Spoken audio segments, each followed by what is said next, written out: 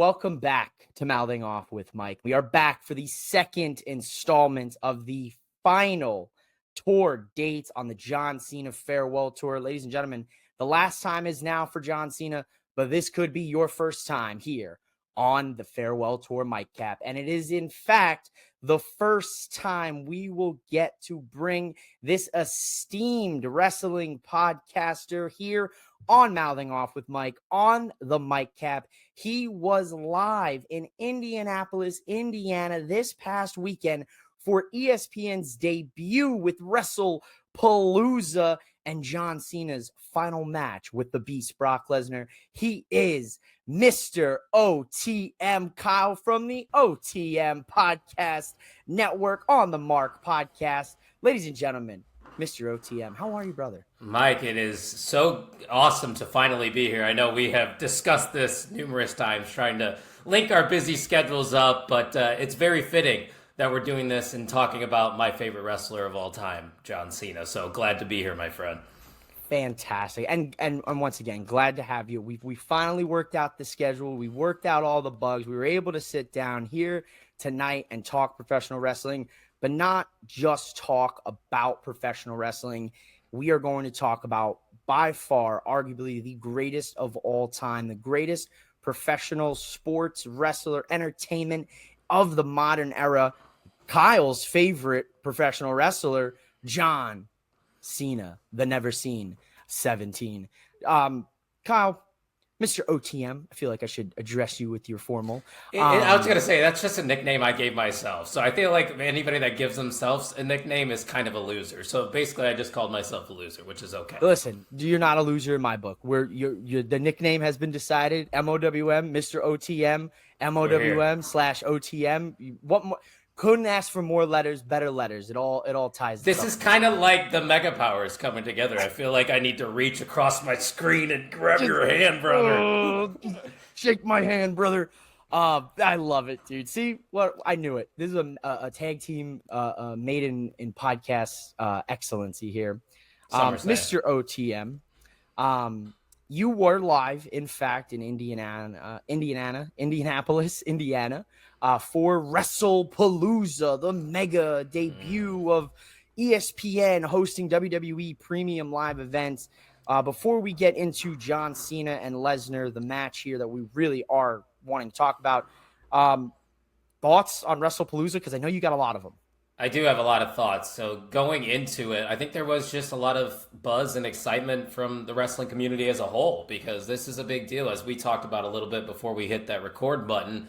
That ESPN deal is massive. I know when I grew up watching wrestling about 10, 15 years ago, in high school, that wasn't the cool thing to talk about. You know, we were talking about sports, LeBron James or Michael Jordan, who's better in the morning. It wasn't talking about, oh, is the Tribal Chief going to lose his title? But now it's become mainstream, and to a fault at some point. You know, there's a lot of outside influences that come into play, obviously with TKO, but I as a whole, going into Wrestlepalooza, I thought it was going to be a good one. They were hyping it up to be a good one. Triple H was saying, you're going to see things you've never seen before. And we've seen things before. Everything that you saw on Wrestlepalooza is stuff that you've seen before if you watch the WWE product. So, I mean, it was bookend horribly. And I always say you need to start hot and end hot. And they didn't do either of those things. The best things happened sandwiched in between all those matches. And I would say probably the highlight for me was the mixed tag. But for me, it as a whole, it just fell flat, man. I don't know how you felt about it, but if I were to have to give it a letter grade, I think I'd just give it a C. It was just an average show, and I think it was a safe show to recap it at best.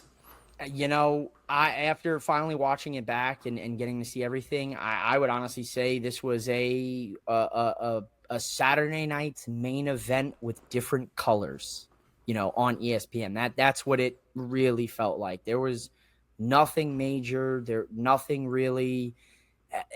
No surprises. Here, no surprises. You know, obviously Triple H, you even said that he tweeted to prepare for the biggest Wrestlepalooza and ESPN and I'm the game. None of that. It was just fell flat right on its face. Best way I could describe it, best way for you to describe it. Now you're there live. Yeah. You paid your hard-earned money for this ticket to go to Wrestlepalooza, to be, there in the building for John Cena's final tour date, the return of AJ Lee, and of course the return of the Beast Brock Lesnar. Going into it, what out of those kind of big three, the Cena final date, the Lesnar return, and the AJ Lee return. Now, if you were to look back on it, hindsight's 2020, out of those three moments, what stands out to you the most looking back on it today? Unfortunately, it has to be the John Cena and Brock Lesnar match, because we know the history between those two men. And that Brock Lesnar match with John Cena at Wrestlepalooza was pretty normal if you've seen a Brock Lesnar match. This is the same formula they followed, but they've told great stories in the past. So I was expecting Cena and Lesnar to at least have a somewhat even fight. Obviously, it's hard to have an even fight against the Beast Brock Lesnar, but man, I really thought with these last few days that they were going to invest some time and give us what we want, and that's John Cena becoming Super Cena and winning matches, because to its core, that was John Cena. I mean, he was Super Cena. We all made jokes. We said, I hate Cena. Cena sucks. And now we all want to see him win in his final few matches. So unfortunately, that stands out the most on the card, because I think it had the most hype going into the show, but laid the biggest egg at the end of the day. Yeah. So let's look at that. Let's kind of dive into that, right? So yeah. Wrestlepalooza, you get in the door, you get to your seat, the energy, right? You're feeling the energy of the crowd, Dude. Right? It's busting at the seams. Yeah.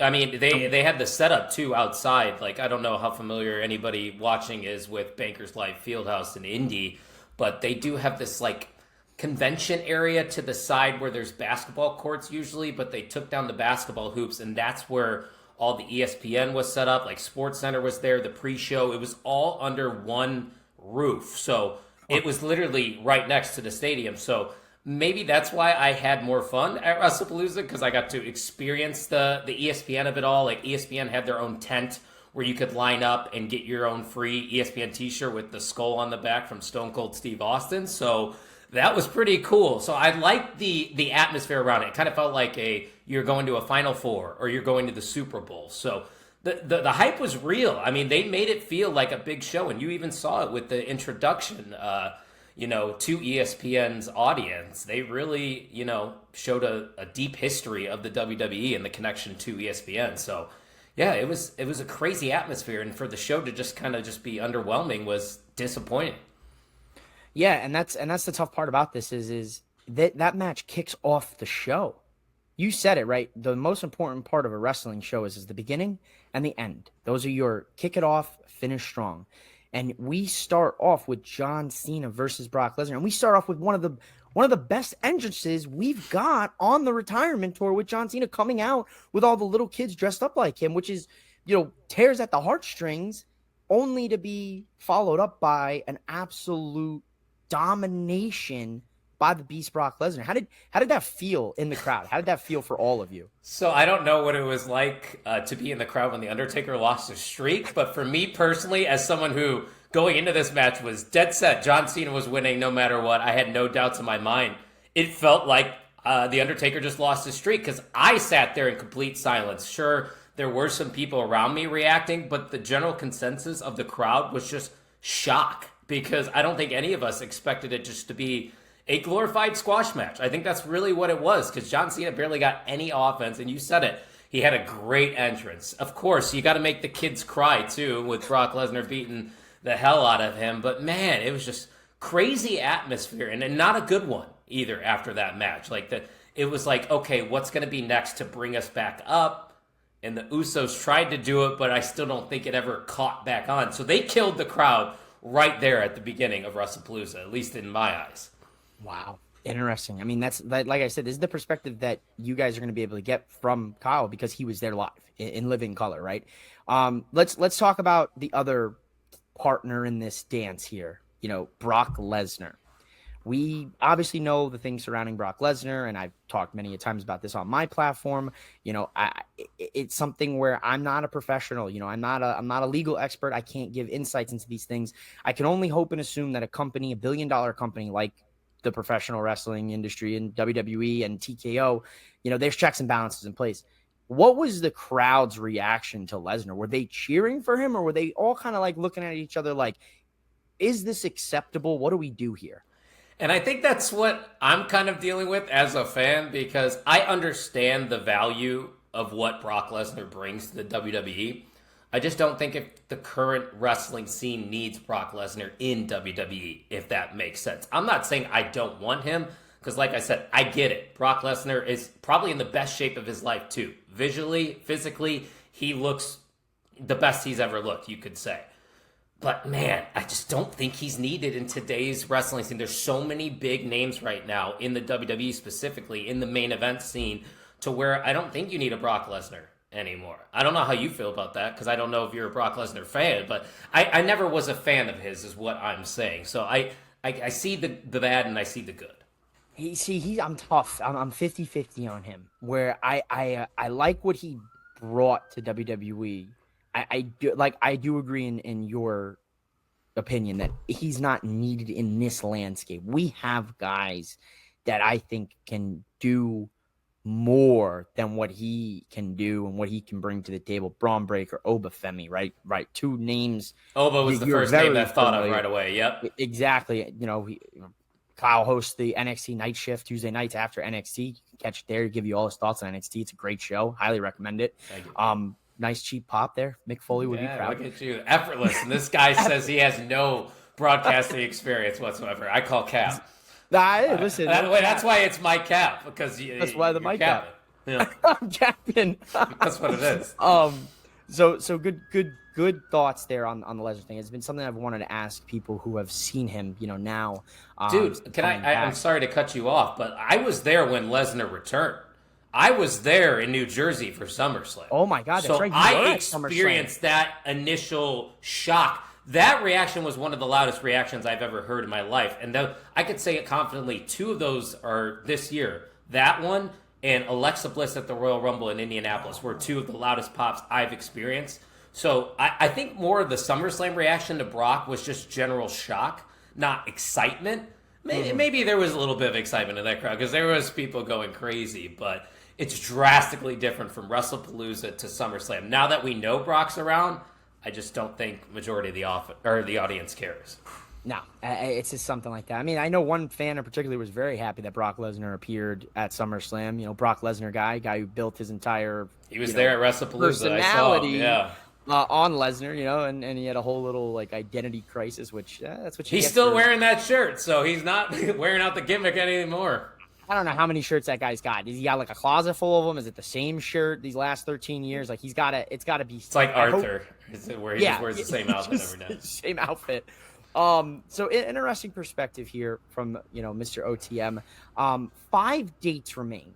5 dates. This was after Wrestlepalooza. We have 5 left. We now know it is official. John Cena's next match after this snooze fest and terrible match will be AJ Styles. Now, this is kind of an on-the-spot question for you, for the On the Mark podcast. Does that match make us forget the bad taste of Lesnar? And is it fan service? Did WWE see the outlash, the outcrying months ago, have this stinker at Palooza and go, shit, call AJ Styles, we need a phenomenal one? I think that's the latter.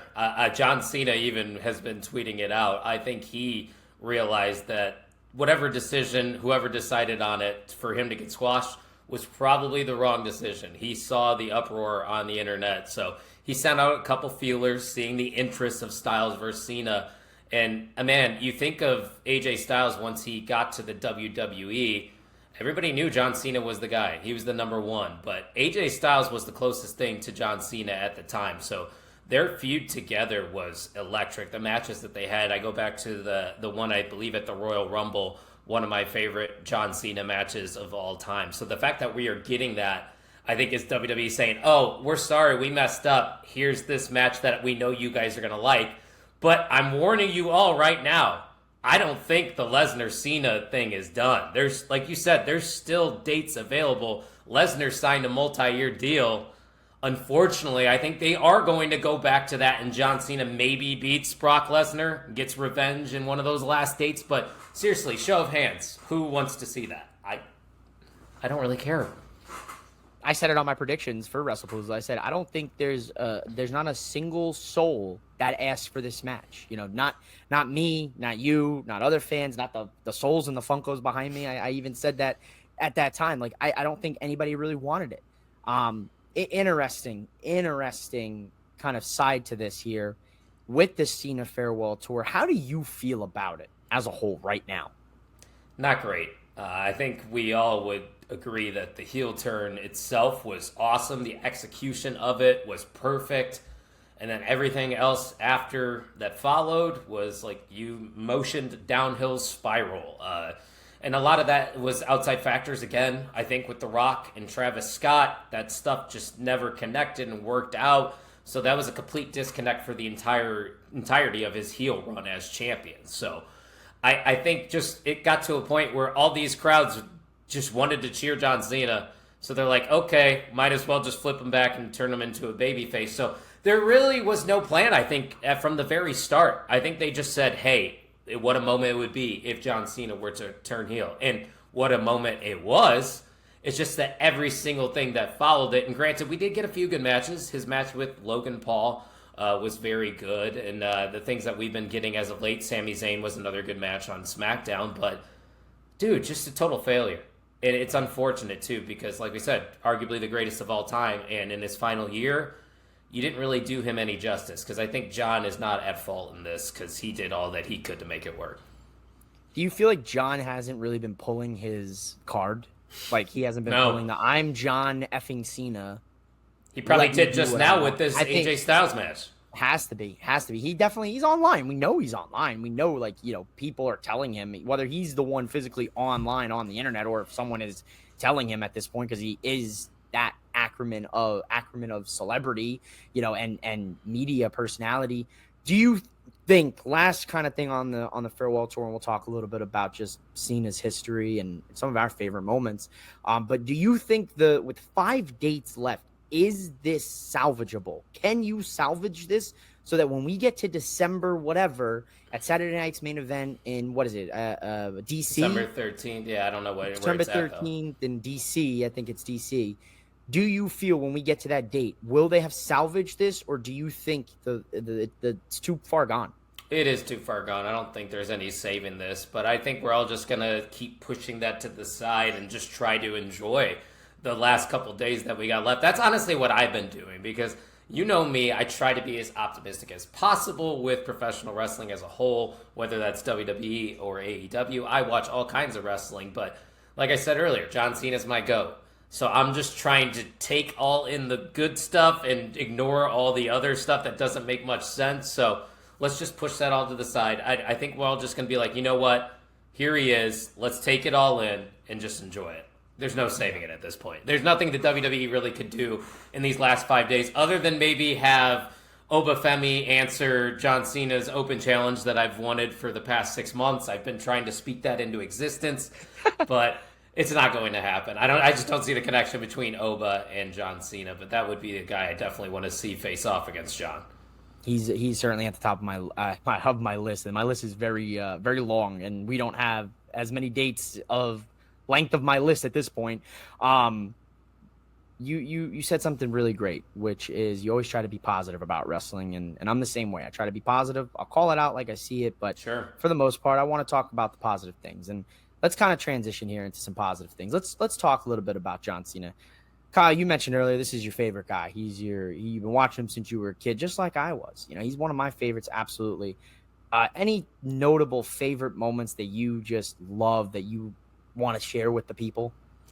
You know, a lot of them happened in person because, you know, thankfully I've been blessed enough to attend a lot of events recently. So just one of them, obviously, is the fact that I've gotten to see him 3 separate times in his final retirement year. That's something, it's a feather on the cap. I'll always be able to say that. I didn't get to see him win one.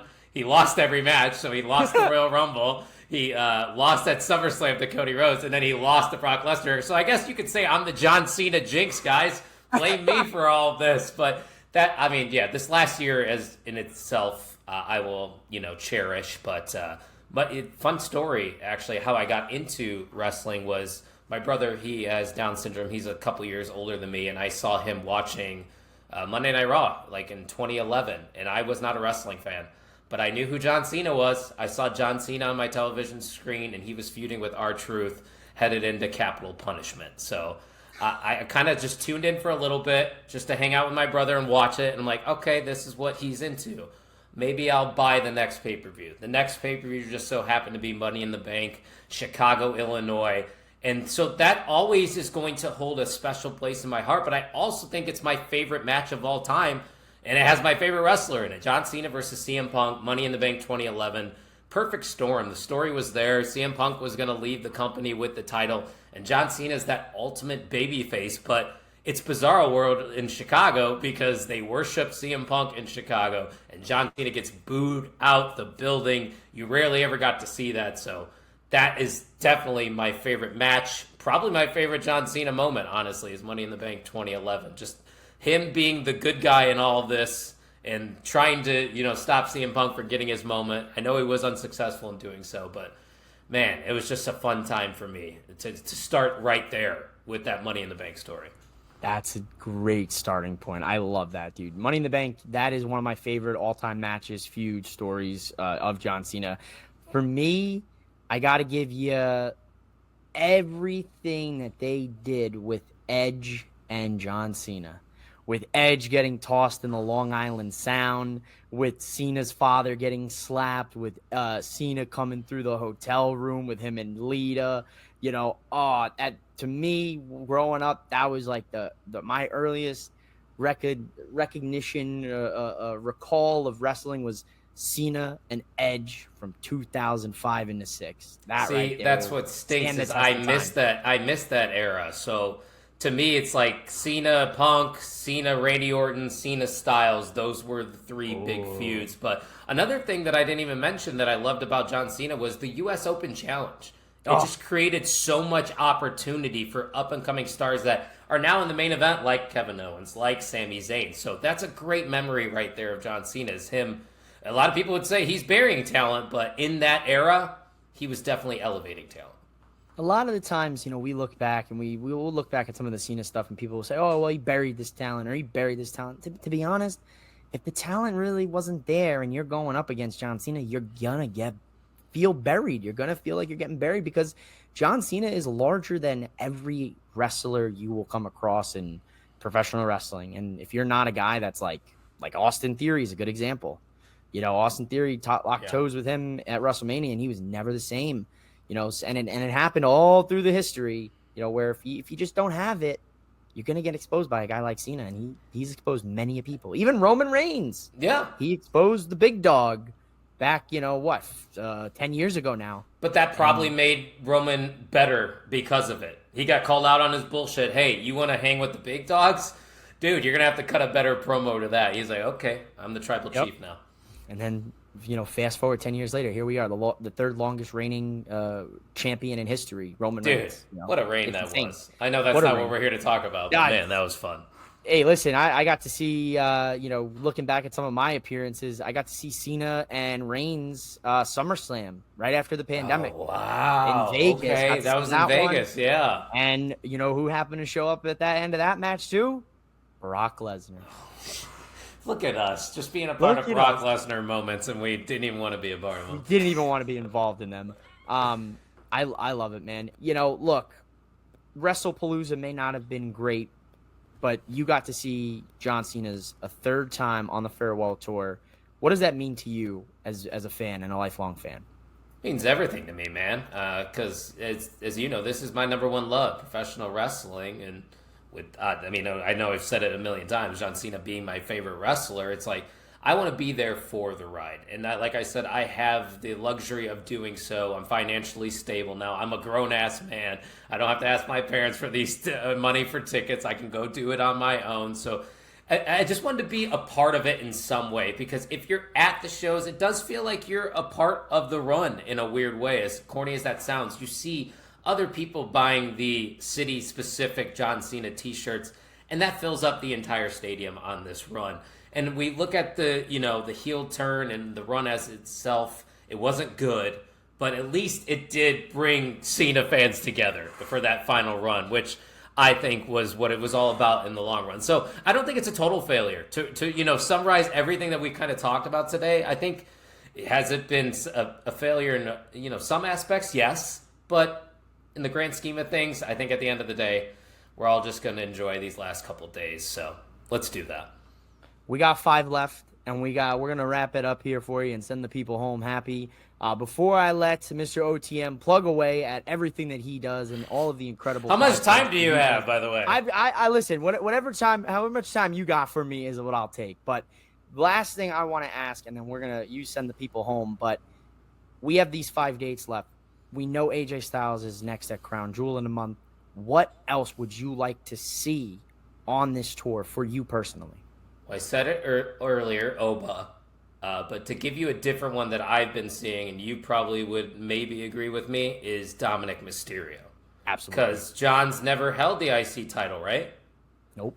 There's a story in itself. Who's a perfect candidate to be his last match then for the IC title? You have a lot of stakes there. He's never won that. He can become the Grand Slam champion and retire in the same night with the title. So I think that would be a name that I'd definitely like to see. AJ would have been on that list, but thankfully they listened to us because, man, just honestly, if there's anybody here that's hasn't watched an AJ Styles versus John Cena match, fire up all the streaming services because I think you need a separate one for each different show. Yeah. And yeah, they'll explain how to fire up those apps for you. Yeah, they'll have R-Truth, but we'll have R-Truth cut in here and give you a video breakdown on how to, watch. That's why they brought him back, Mike, just to do the ad reads. Just so he can relate to the older fan, because we know he's in his 50s. So they say, well, we'll get R-Truth out there. He'll relate to the old folks, so they can understand how to, dial up the old ESPN on their phone or their smart TV. Dude, I figured out I wouldn't even been able to watch it even if I wanted to, if I didn't go to the show, because I'm a DirecTV customer, but I'm not a streaming customer. So they haven't allowed access to the satellite customers to get ESPN Unlimited. So we have to wait until November just to have access to ESPN Unlimited. So what was the point? Cable, you can have it? Nope. Not DirecTV. Nope. I learned that the hard way. I tried to log in with my cable provider. They were like, nope. Just use the VPNs. Yeah, go to this websites that I'm not going to name and enjoy wrestling the way it should be enjoyed. If you need help, you DM one of us. Our social medias are on the screen here. We'll help you out. We'll get you where you need to be. Kyle, Mr. OTM is your formal namesake here. Thank you for celebrating John Cena with me. Thank you for sharing those insights here to Wrestlepalooza and your experience.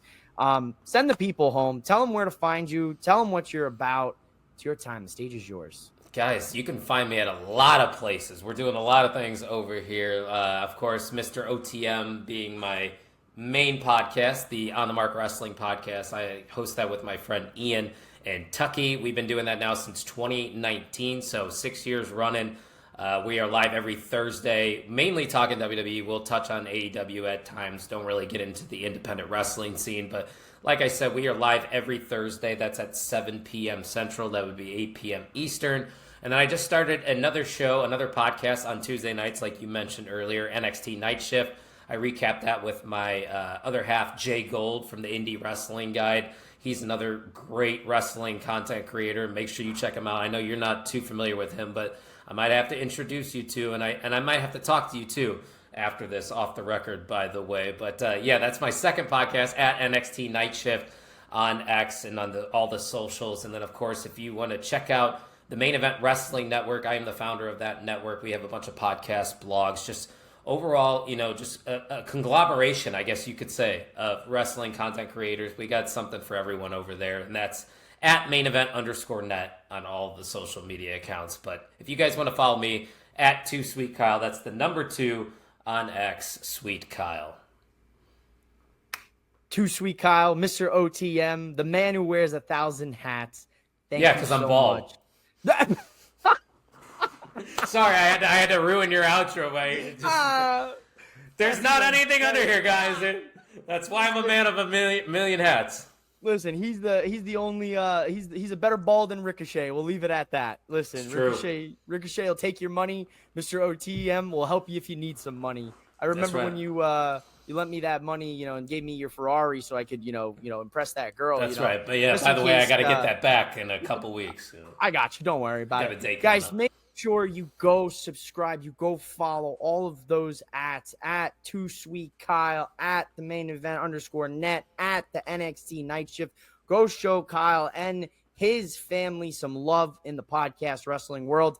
That's it. We've got other dates. We've got 5 more dates. If you are going to one of the John Cena Farewell Tour dates and you want it to be your first time on the MIKECAP for the last time is now on the John Cena Farewell Tour, hit me up on social media at MOWM_podcast. You can't see us. We're out of here. Till next time. Now they off with Mike. Now they off with Mike. Now they off with Mike.